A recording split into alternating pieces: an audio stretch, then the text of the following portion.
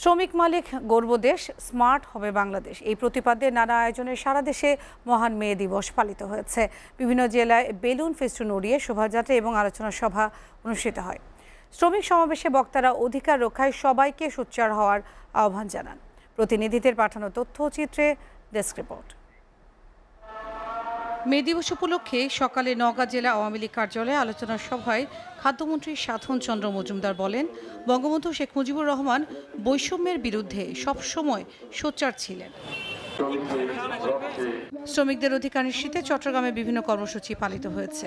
বন্দরনগরীর tiger pass মোড়, new market, কাজীর দেউরি, বন্দর, বাংলা বাজার, ঘাটসহ নগরীর বিভিন্ন পয়েন্টে এসব কর্মসূচি পালন করে শ্রমিক কর্মচারীদের বিভিন্ন সংগঠন। এতে সংহতি জানান রাজনৈতিক দলগুলোর নেতারা। লিলি এলো face wash. Lily, always beautiful. খুলনায় শ্রম দপ্তর এবং খুলনা জেলা প্রশাসনের যৌথ উদ্যোগে সকালে সিটি মেয়রের নেতৃত্বে খুলনা রেল স্টেশন চত্বর থেকে বর্ণাঢ্য র্যালি বের হয়। নগরীর বিভিন্ন সড়ক প্রদক্ষিণ করে শিল্পকলা একাডেমিতে এসে শেষ হয়।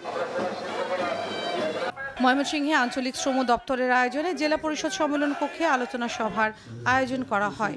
আলোচনা সভায় জেলা প্রশাসক দিদারে আলম মোহাম্মদ মাকসুদ চৌধুরীর সভাপতিত্বে প্রধান অতিথির বক্তব্য রাখেন বিভাগীয় কমিশনার উম্মে সালমা তানজিয়া। এর আগে নগরীতে একটি বর্ণাঢ্য র্যালি বের হয়। SATV news desk.